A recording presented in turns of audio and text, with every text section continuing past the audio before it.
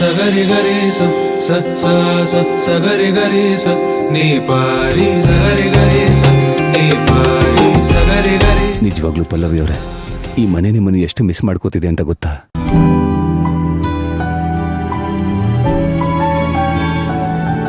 ಎಲ್ಲ ಸರಿ ಇದ್ದಿದ್ರೆ ನಾವಿಬ್ರು ಒಂದೇ ಮನೆಯಲ್ಲಿ ಒಂದೇ ರೂಮಲ್ಲಿ ಇರ್ಬೋದಾಗಿತ್ತು.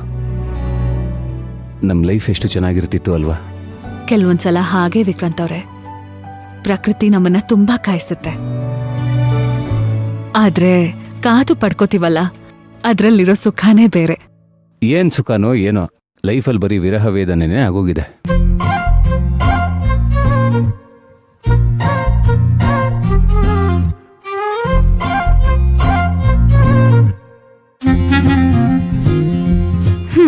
ವಿಕ್ರಾಂತ್ ಅವ್ರೆ, ಸರಿ ಆಯ್ತು, ಮುಟ್ಟಂಗಿಲ್ಲ, ಗುರಾಯಿಸ್ತಾಳೆ.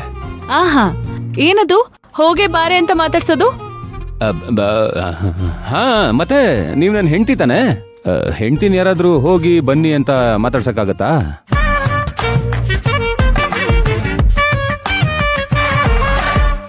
ಹೋಗ್ಲಿ ಬಿಡಿ, ಆಯ್ತು, ನಿಮ್ಗೆ ರೆಸ್ಪೆಕ್ಟ್ ಕೊಟ್ಟೆ ಮಾತಾಡಿಸ್ತೀನಿ. ಎಷ್ಟೇ ಆದ್ರೂ ತಾವು ಡಿಸಿನೇ ಅಲ್ವಾ? ಶುರು ಹಚ್ಕೊಂಡ್ರ ಚುಡಾಯಿಸಕ್ಕೆ? ಮೇಡಮ್ ಬನ್ನಿ ಕೂತ್ಕೊಳ್ಳಿ, ನಾನ್ ನಿಂತ್ಕೊಂಡೇ ಇರ್ಲಾ? ಕೈ ಕಟ್ಕೊಂಡಿರ್ಲಾ? ವಿಕ್ರಾಂತ್ ಅವ್ರೆ, ನೀವ್ ನನ್ ಸೀನಿಯರ್, ಅದನ್ ಮರ್ತೋದ್ರಾ? ಹೌದಲ್ವಾ? ಹೌದು, ಮತ್ ಯಾಕೆ ನೀವು ಸೀನಿಯರ್ ರೂಮಿಗೆ ಬಂದಿದ್ದೀರಾ? ಯಾಕಂದ್ರೆ ಇದು ನನ್ ಗಂಡನ್ ಮನೆ, ನನ್ ಗಂಡಂದು.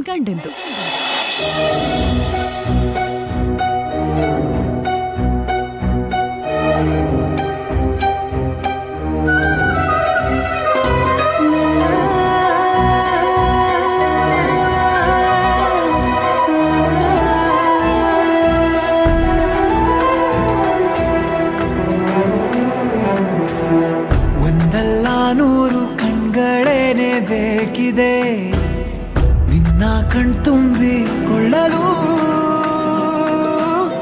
ಒಂದಲ್ಲ ನೂರು ಕೈಗಳಿದ್ದು ಸಾಲದೆ ವಿಕ್ರಾಂತ್ ಅವ್ರೆ, ಮುದ್ದು ಮಾಡಲು.